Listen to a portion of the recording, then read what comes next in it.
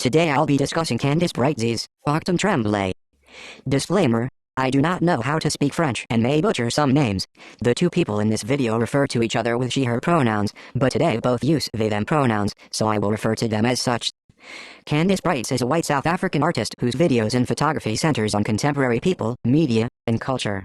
FACTUM TREMBLAY is one part of Candice Breitz's FACTUM 2009 video series in which she interviewed sets of twins about their experiences growing up, the nature versus nurture debate, individuation, and how they conceptualize their twin identities.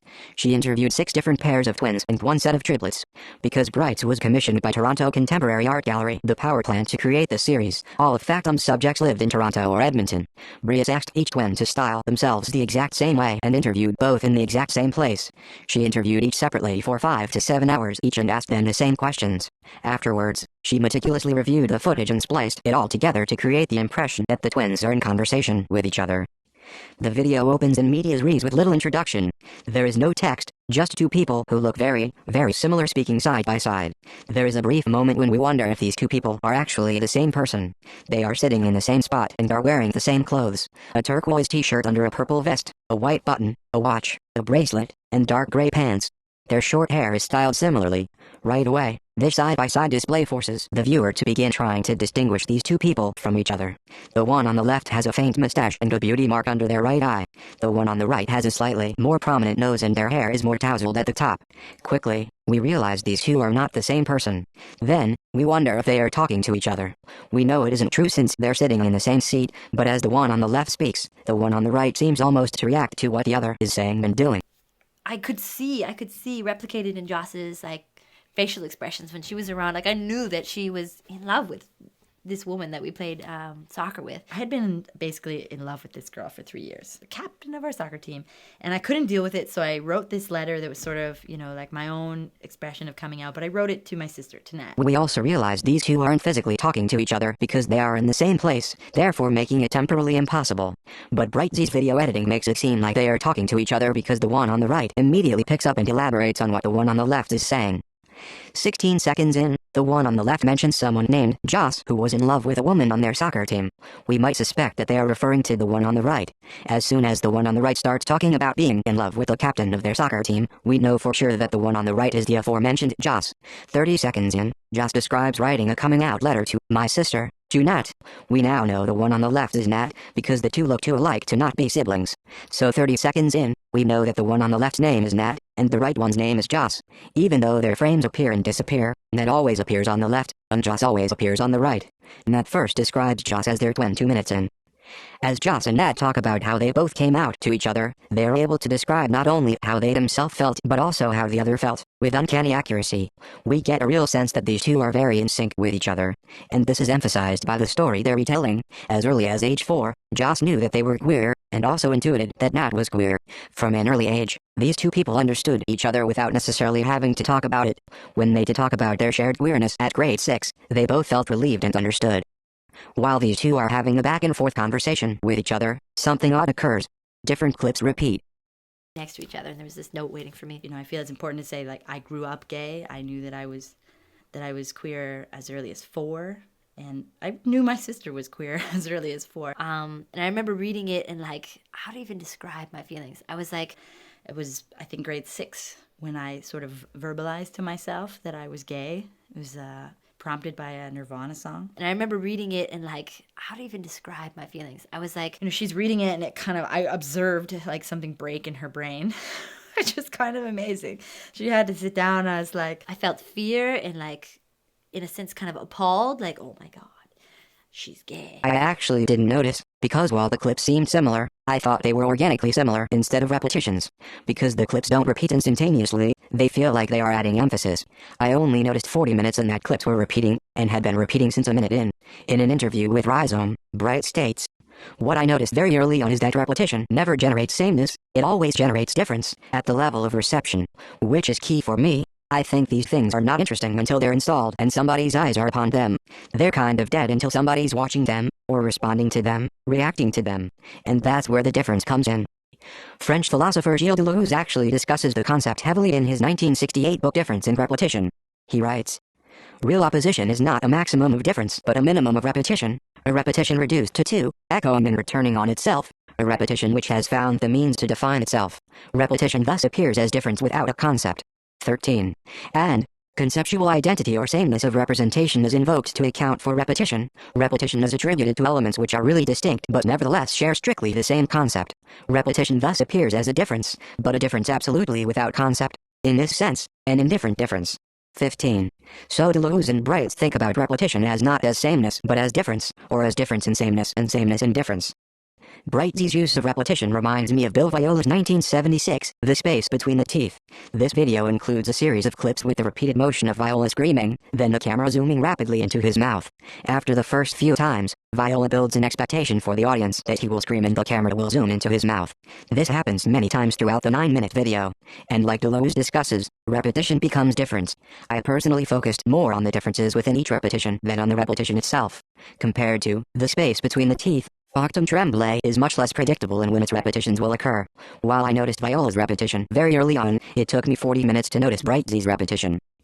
Deleuze goes on to state that, no two grains of dust are absolutely identical, no two hands have the same distinctive points, no two typewriters have the same strike, no two revolvers score their bullets in the same manner. 26. What he's saying here is that even if two similar things appear the same, they never are. We see this in Gilles and Nat. As monozygotic twins, they both used to be part of one single egg that split in two. They developed in the same womb together and were born at almost the same time. My mom had a C-section, and so my sister was pulled out first, so she's baby A, and I'm baby B. If my sister were here, she would say that it was a C-section, and she could have been born first. And I think she has this, like, something in her that, like, she wants to be the one who was born first. And I guess I have always kind of felt like it was an irrelevant question because of the fact that we were conceived at the same time. And it's like, I've always really enjoyed the idea that technically we both came into life, into consciousness, into, like, being at the same moments. I love that. But according to Deleuze, no two people are the same, not even identical twins. And as an audience watching this video, we realize that within the first minute, the video forced us to immediately attempt to distinguish between the two similar-looking people. We can see that they aren't the same. If Gilles and Nat are organic repetitions of each other, they ended up as different. Even inorganic repetitions, the repeated clips Breitz has edited in, end up being different. About a different video series of hers, Breitz said in an interview with Rhizome, "Things seem to repeat themselves. They seem to come back, but each time they repeat themselves they come back at a different point in time, and arguably have a different resonance." Throughout the video, Breitz has chosen a few clips to repeat. Something else is always said in between these repetitions, meaning the clips always feel different because they appear in different contexts. The same line has a different meaning the second time around. We seek out differences even in repetition. Clip and the people who knew the Tremblay twins growing up sought out differences between the two. Nat describes feeling uneasy about coming out because we had so much to lose. When the two were growing up in Canada in the 1980s, there was certainly a lot to lose. So we decided that we would, we'd wait a year or so until we were out of high school before we would tell our family and our friends. We just felt like we had so much to lose if we came out. We just agreed that while we were still living at home and like it wasn't going to be safe to come out at school, that we would just kind of, keep it to ourselves. And then within that same time frame, there was a young boy the same age as us who was hung by his friends because he came out to them. And we were like, okay, never mind. And we actually waited. We waited for another year or so before we told anyone about it. But we talked about it. We talked about it all through that last year of school. And in his book, Queer Progress, Homophobia to Homonationalism, Canadian author McCaskell writes about Canada in the 1970s. The revolutionary phase of gay liberation turned out to be a kind of Higgs boson, created after the initial Big Bang of Stonewall, essential for what was to come later, but too ephemeral and unstable to last for more than a flash. It was not just part of the left that assumed gay liberation was revolutionary. The establishment was just as likely to see homosexuality as a harbinger of the end of its civilization, and as something to be repressed at all costs. Both the left and the right considered the stakes around attitudes towards homosexuality to be pivotal. The New York City Stonewall riots happened in 1969, and its waves were felt in Canada. Growing up in the 1980s, Nat and Joss still had rampant homophobia to contend with. They describe heavy repression of gayness and witnessing homophobic bullying, ending in murder and suicide. In the beginning of the video, both talk about their shared queerness as very positive. Simply knowing that was queer made Joss feel less self-hatred, and vice versa. But later in the video, they reveal that their mutual coming out had higher stakes than previously mentioned. When Ned and Joss were growing up, they leaned into their similarities and embraced the special one-of-a-kind bond they shared as twins. Sometimes they saw the performativity of their twinness as an advantage and would try to trick people into thinking they were the other twin. But eventually, Joss began to feel uneasy at how other people treated them as a spectacle. In high school, Joss's nose broke when their brother accidentally swung a baseball bat into their face. This injury caused a permanent fracture and became for others the defining feature that set the twins apart. Joss became the twin with the broken nose. Joss was the brooding twin, the dark twin. Nat was the happy twin, the light twin. People used this binary structure to differentiate and separate the two. Joss began internalizing these damaging thoughts. And it actually became an issue between the two of us, where at a certain point, even after like a lot of academic access to, to understanding through like in an intellectual process, the history and the effects of the binary opposition and the oppression that is caused as a result of that imbalance, of that posturing of like the norm as being better, or what is better is the norm. But where she was telling me that, she actually started calling me the darkie, that I was the dark one, the darkie. And so, I really resented that. And that was a time where we really pulled apart, where we really, really pulled apart. I would just like criticize her or just be really passive aggressive with her. And then, of course, she would be defensive right away. So I'm definitely more passive aggressive. She's definitely more defensive. And they would just be butting heads. And we would yell until, we'd just compete to see who could yell louder, really. And then we're just like, her words are just like knives. And I'm just like, fuck you. You can't. Don't take advantage of your twin relationship to me and try and tell me that I should be more like you or something like that. But Nat and Joss began to understand the dangers of binary thinking, but Joss bore the brunt of it. People began differentiating the twins through this binary, seeing one as dark, one as light, one as good, one as bad. Even this video posits one as left, one as right. Because the Tremblays were so similar in many aspects, people deliberately tried to find differences between the two, which led Joss and Nat to build more distinction between the other. All of this was happening while Joss was trying to tell Ned that they were queer, because they felt societal heteronormative pressure, also known as compulsory heterosexuality. Nat dated boys on occasion in order to perform femininity. Joss questioned whether Nat actually liked their boyfriends, and also felt less pressure to date boys, because Nat was already doing that. But this also made Joss's coming out higher stakes. If Nat wasn't actually queer, Joss would feel even more alienated and othered as the dark twin, the bad twin. They were both afraid of losing the other. They likened the potential split as the death of themselves, of their twinship. The possibility of being rejected by her was parallel to thinking about her death in a way. And I actually was often having these sort of almost like daydreams in a way, these visions of being at her funeral and just like, how could I possibly go on?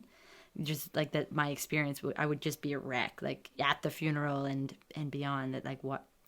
And I know that there's a link there, that like there was this subconscious thing coming up that was my fear of being separated from my sister, and that this secret that I was keeping was going to be like the death of us in some weird way. If I had been straight and Joss was queer, that would have been a huge, there would have been a huge separation for both of us for so many reasons. We wouldn't have been able to support each other in the same way. I mean, I definitely would have, I presume, would have supported her or vice versa.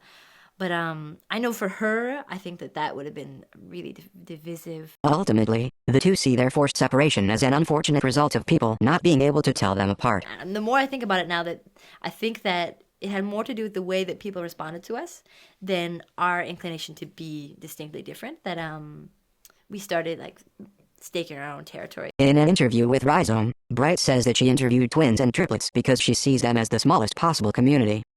It occurred to me that twins, really in some way, are the smallest possible form of community.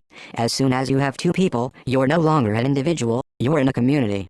I had an intuition that working with twins, thinking about the twin relationship, could open up to a series of understandings about what it means to be a person in the world. I thought that twins might have a very magnified awareness of that dynamic I've just been trying to articulate, that sort of bouncing between oneself as an individual and as a communal being. I suspected that maybe twins have had to deal with that and engage with that dual sense of self in a more acute way than some of us might, but that experience of the world is one which we all share. We definitely see this in the way Joss and Nat built a strong community together, especially after coming out to each other. Breitz' Factum series has the intimacy and closeness of some of Breitz' predecessors, namely second-wave feminist video art like Learn Where the Meat Comes From and Semiotics of the Kitchen. While Breitz interviewed mostly female twins, I don't think I would call her FACTUM series strictly feminist video art. FACTUM TREMBLAY, at least, lines up more with Howard Ina Pindell's 1980 video, Free, White, and 21. Like the twins, Pindell speaks directly at the camera about her own experiences facing anti-black racism. The two videos shed light on the socio-political culture surrounding them. Unlike the early second-wave feminist video art, both Factum Tremblay and Free, White, and 21 explore intersectional identity. Pindell is a woman but is also a black woman. In parts of her video, she assumes a white woman persona, I'll call it her whitezona, who criticizes Pindell and says she should be grateful for all we've done for you, and claims if Pindell won't cooperate, her whitezona can find another token to replace her. The Factum series carries that same conversational aspect, though none of them adopt personas, unless you get really metal with it. Each interview is deeply personal and vulnerable.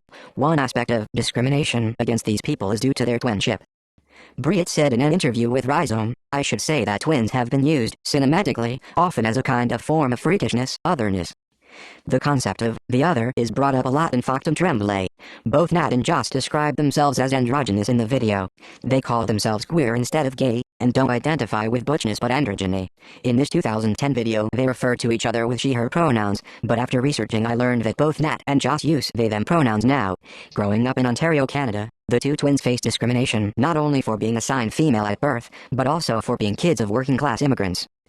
Tim McCaskell writes that in the 1970s, Toronto was the second largest city in a white settler state that involved the exploitation of immigrants, dissemination by the Anglo majority, a social hierarchy among Catholics and Protestants and Jews, overarching sexism against women, and ongoing racism against Aboriginal people and non-whites. All of these relationships were reflected in the lesbian and gay community. So the general landscape in which Nat and Joss grew up was discriminatory against them. As we see from Factum Tremblay, this really impacted them. Much of Breitz's work focuses on elevating the voices of people who are marginalized in some way, such as refugees in her 2016 series, Love Story. In this way, Breitz's more intersectional work differs from earlier second-wave feminist video art, which largely focused on white, cis women. Of course, both reflect the socio-political culture of their time.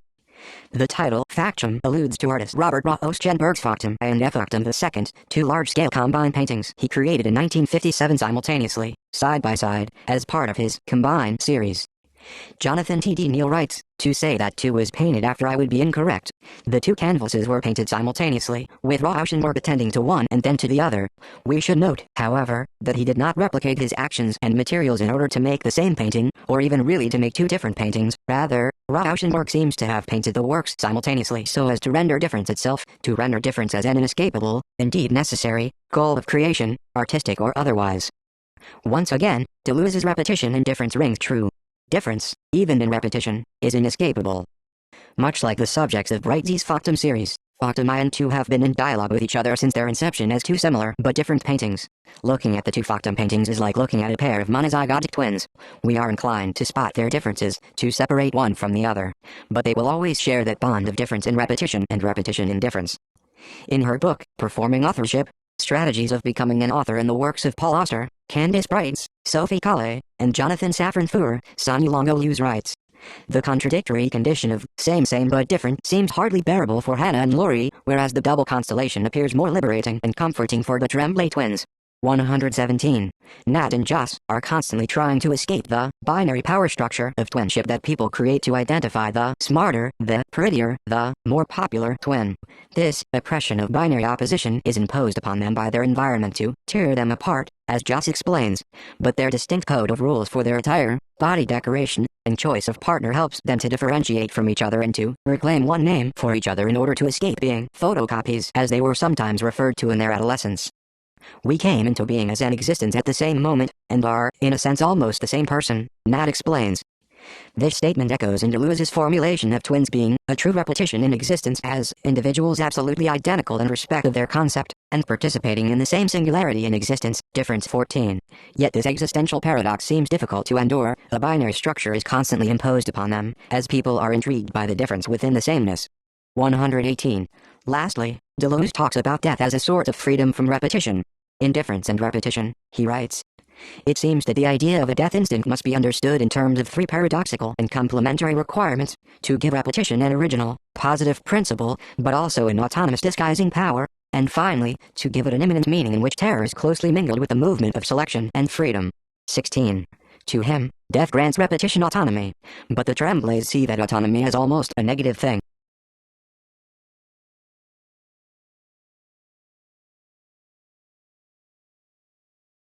Thanks for watching.